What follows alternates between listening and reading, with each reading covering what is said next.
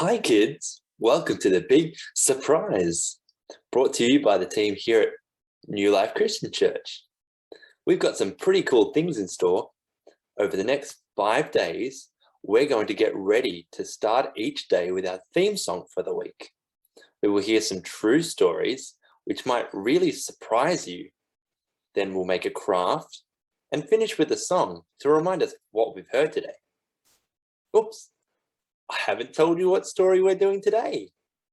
We're going to start at the beginning, the very beginning, when God made the world.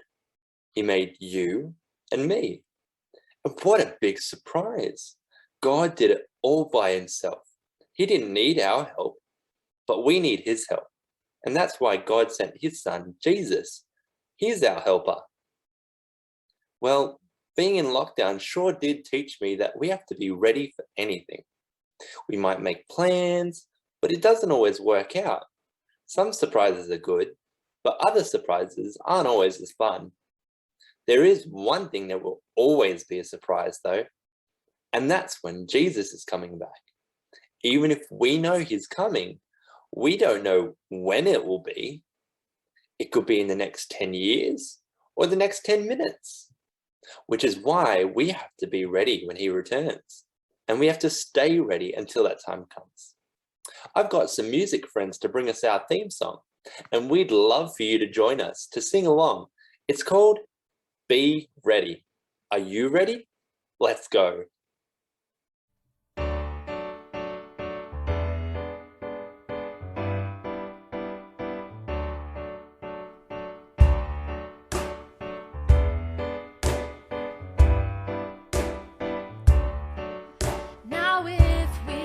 There's a storm that's near, we'll want to grab a coat to wear. An umbrella too would be something good, so that we can be prepared.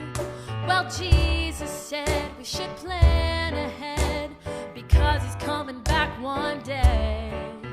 And those who've heard and believed his words will be prepared to celebrate. Be ready.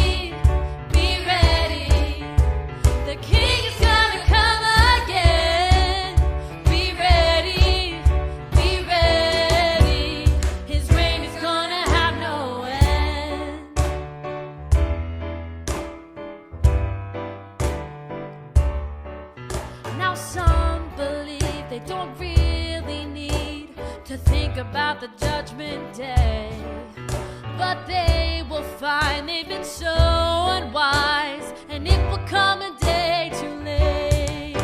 Be ready, be ready. The King is gonna come again. Be ready, be ready. His reign is gonna have no end.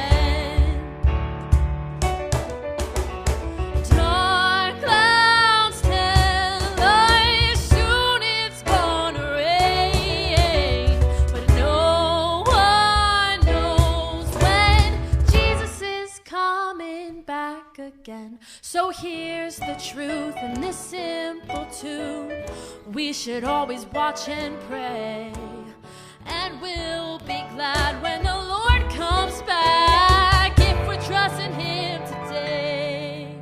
Be ready, be ready. The King is gonna come again. Be ready, be ready. His reign is gonna have no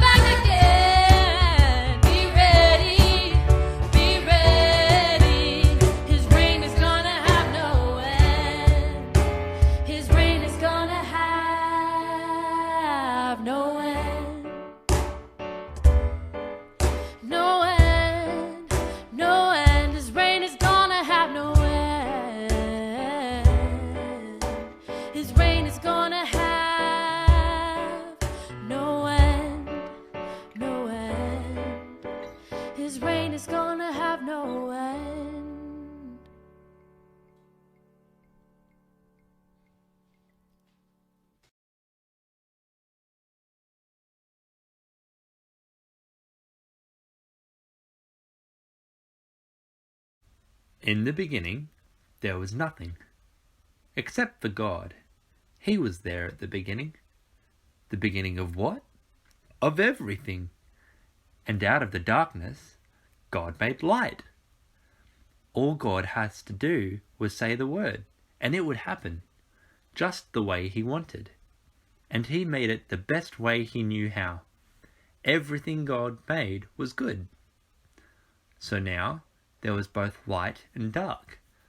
But he didn't stop there. Next, he made that big blue thing, the sky. But that's not all. He also made water to make all the oceans and lakes. And guess what? God made it good. But lakes and beaches need something else to exist. They can't just sit around by itself.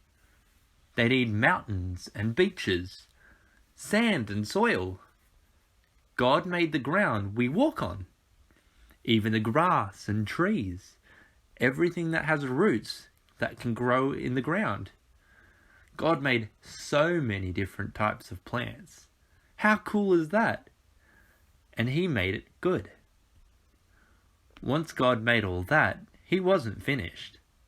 God made light and dark. He made sky and sea. And he made the land with plants. He saw that what he made so far was good, and just like the darkness at the beginning, it was pretty empty. And he added even more good things. He made the sun and the moon and the stars to fill the sky with light in the darkness.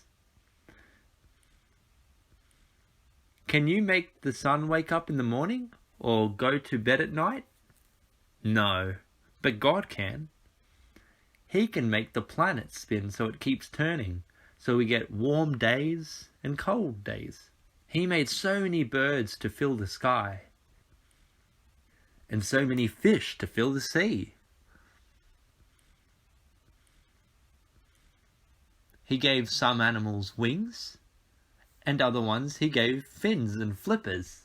He made so many different kinds of creatures that could walk, crawl, climb over the top, or burrow under the ground. Some were big, some were small. They came in different shapes, sizes, and colours. There's one more thing I haven't said yet. They came with 2 legs and 2 arms. No wings, no tails, no scales, no beaks or claws. God made them with hands and feet, both with 10 fingers and 10 toes. Can you guess what I'm talking about? God made a person. And his name was Adam. God made people different to the animals. God made Adam to share this special connection with God. He gave Adam a spirit, a way that he could talk with God. Adam was made to be able to think about God and love God with his head and heart. But Adam was the only one of his kind. All the other animals had a partner similar to them. When God made everything, he knew how to make it good. So God knew the only thing that wasn't good is for Adam to be lonely. God never feels lonely, but he knew Adam needed a partner. God always knew he would make someone special. So God did something really surprising. God made this man he created to go to sleep. And God performed the first surgery in history. He took a rib from Adam, and from this body part of the man, he made another whole person, a woman. God made someone different, and God cared about her just as much as he cared for Adam. When God was done making all these things, he said it was very good. God gave a special job to Adam and his new partner, Eve. They were to take care of God's good creation. How about you? Have you ever been given a job? Asked to look after something special? How did you go with it?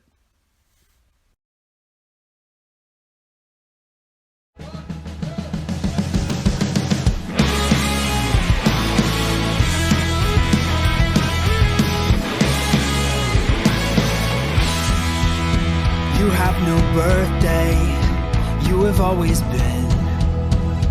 You alone have no beginning and no middle and no end. You're always with me, you are everywhere. In New Jersey or in Egypt, even outer space, you're there. Everything you are and do is unbelievable but true. You're the God of wow, amazing, how could this be? You're the God of whoa, you're more than I could ever dream. The more I learn about you, exclamation points abound to the God of wow.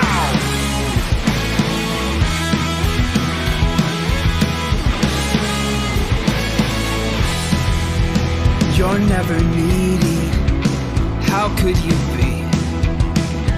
You made everything on earth and in the sky and in the sea. You're never lonely, the Trinity, Father, Son, and Holy Spirit. Yet you're reaching out to me, inviting me to come to you. Inconceivable but true. You're the God of wow, amazing, how could this be? You're the God of whoa, you're more than I could ever dream. The more I learn about you, exclamation points abound to the God of wow.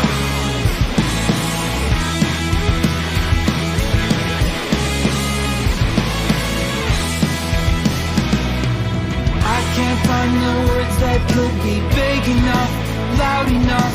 There could be no song that I could sing enough or shout enough when I want to praise your name but don't know how. I just say wow, amazing, how could this be? And I say wow, you're more than I could ever dream. The God of wow, amazing, how could this be? You're the God of wow, you're more than I could ever dream. The more I learn about you, exclamation points abound to the God of wow.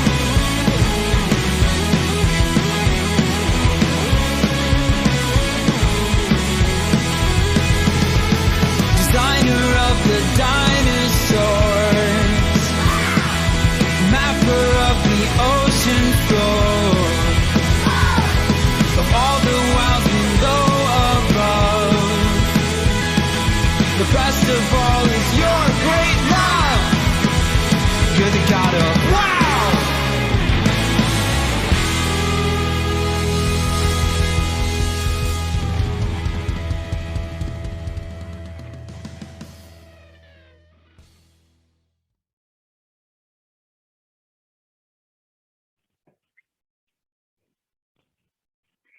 Hi. Well, Phil's already told us how God made the whole world and everything in it. He made the light and the dark. He made the sea and the land, and he made all of the plants and all of the animals. And do you remember what he said about it? It was good. And then he made people. He made Adam and Eve. And he thought they were very good. God was very pleased with what he had made. I wonder, do you know where Adam and Eve lived when God first made them? They lived in a very special place. And that place was a garden, the Garden of Eden. And it was a very special place because in the Garden of Eden, they lived very closely with God. They lived together with God in the Garden of Eden. And do you remember the very special job that Phil told us that God had given to Adam and Eve? Yes, he gave them the job of looking after all of God's creation, and especially the animals that God had put in the garden with Adam and Eve. Now, God told Adam and Eve that they could eat from any tree in the garden and any plant. They were all there for Adam and Eve to live off and to eat. They had it pretty easy in the garden, didn't they? They had everything they needed to survive and to have a really great life. and they didn't have to work hard at all. Wouldn't that be cool to live in the Garden of Eden? There were two very special trees in the Garden of Eden. And one of those trees, this one back there, do you see the one with the snake on it? This was the tree of the knowledge of good and evil. And God said to them, you can eat from any tree in the garden that you want to, but don't eat from that one in the middle of the garden, because it will not be good for you. It's a very bad choice. Well, one day, Adam and Eve were walking in the garden and they came to the tree of the knowledge of good and evil. And they looked at it, and a sneaky snake spoke to them. Now, maybe you're thinking that's a bit weird that they could speak to and understand a snake. Well, I don't think it's that weird at all. You see, God had given Adam and Eve the job of looking after all of God's animals. So it makes sense to me that maybe they could talk to and understand a snake. But this snake wasn't any ordinary snake anyway. He was not friends with God. He was God's enemy. And the snake said to them, did God really say to you that you can't eat any fruit in the garden? And they said, no, just we can't eat the fruit from this tree, the tree of the knowledge of good and evil, because it will be very bad for us. And the snake said to them, oh, it won't be bad for you. God knows that if you eat of this fruit, then it will help you to know what God knows. And so Adam and Eve, even Adam, they picked up the fruit and they looked at it and they thought it would be very good to know what God knows. So Eve took a bite and Adam took a bite. They both ate the fruit. And this was a very bad choice. It was a very bad choice indeed. You see, there was another tree in the garden, that one there, the tree of life. And if Adam and Eve ate from that special tree, they could live forever.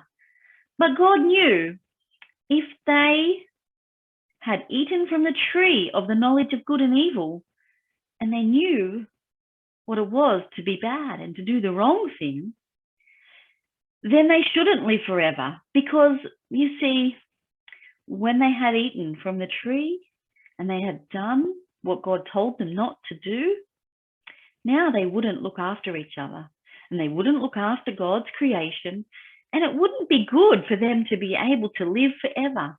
So God told them that they had to leave his special place, the Garden of Eden, and they had to live out in the world where things would be harder. They would have to work hard for their food and work hard to survive. Not a good choice at all. Now, maybe you're wondering, what's all of this got to do with me? What's all of this got to do with us? Something that happened so long ago. Well, look at where we live. We don't live in the Garden of Eden, do we? Sure, God's creation can be wonderful and a lovely place to live, but it can also be hard, can't it? Hard to survive and hard to live in God's world. Well, you know, God didn't leave it there. That's not the end of the story. It's just the beginning. You see, even in this very beginning story of Adam and Eve, God made a very special promise. He promised to send a very special person who would fix the bad choice that Adam and Eve had made, who would make it so that we could live forever with God as we were first supposed to do. Do you know the name of the person that God promised to send? Yes, I'm talking about Jesus. God promised to send Jesus. And Jesus came to earth to fix the problem, to fix the bad choice that Adam and Eve had made. And that's what we're going to look at in the rest of Holiday Club this week. We're going to be looking at who Jesus is and all of the surprising things that he did, but most of all, one very big surprise about what's coming next. I'm excited to journey with you guys and to have lots of fun, maybe not together in person, but together online. So we hope that you have fun doing the crafts and activities and learning all about the big surprise of Jesus.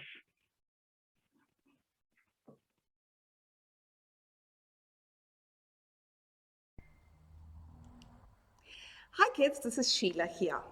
Today's craft activity reminds us about God's love for us. The story that we just heard talks about the creation, this beautiful world that we live in. But you know what? We disobeyed God, and that separated us from God. But God did something so much better. He loved us so much. What is this that I'm holding up to you? Yes, I can hear you. The cross. He sent his son Jesus to die on the cross. And by doing that, we were able to come back together with God again and love him and worship him. So let's begin. For this craft activity, you will need these two crosses, one a colored one and the second a black one. You will also need color pencils, a glue stick, a pair of scissors, and of course these alphabets that read God, love. Okay, let's just begin. So for the first thing that you have to do is cut out the cross and follow the black line.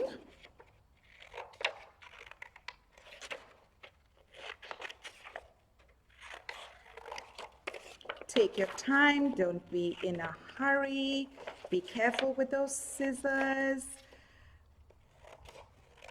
And for the little ones, we will cut that out for you and send that across to you. So you don't have to actually use a pair of scissors. Okay, my green one's done. The second one is the black one. And do the same thing. Follow the black line.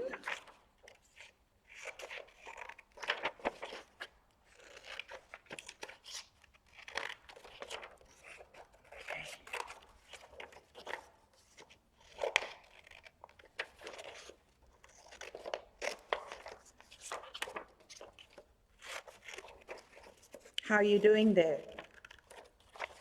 Are you getting there? Yes, we are. All right, great. That's done. Let's take away all the extra pieces of paper. And now we have our two crosses. Is yours done? Fantastic. Now, the next one is to cut out the alphabets. So again, follow the outline. They're all going to look like little boxes with the alphabets in them. Great. Okay. Done. Put that aside. Okay, now we're going to start. Okay, so first of all, take your glue stick and put some glue at the back of the black cross. Have you got that? Okay. And now you are going to paste that in the middle of that colored cross that you have so that there is equal space on all sides. Okay. Look at that. Yes, that's what you're going to do. Now next, you are going to take the words and you are going to look for the letter G, put some glue on it, and paste that here. Okay, so we're going to paste it across. So G, and then we have O, and that will go in the center of the cross. And then we have D. And what does that spell, kids? G-O-D. God. That's right. And what did we say? God loves us. So now look for the letter L. Got it? And place that on top, just above the O. Great. Now look for the letter V. Have you got that? Great. And place that just under the letter O. And the last one that you need is an E.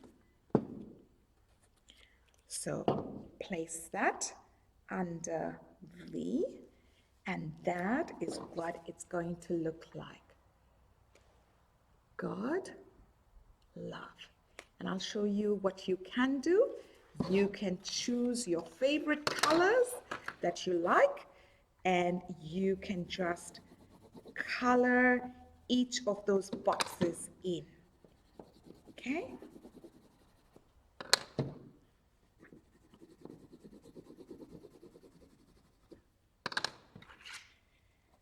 What's your favorite color? I love red. Red is my favorite color. What's yours? So you can choose whatever you like, and you can make it look really beautiful and nice. And we're going to give you a piece of string that you can put onto at the top of the cross, and I'm going to show you another one that I've completed, and it looks just like that. And you could hang it wherever you think your parents want you to hang it, either at on your door, or maybe even on the fridge with a little magnet. And that's going to remind you through this week that God loves us and sent his son Jesus for us. All right, kids, see you.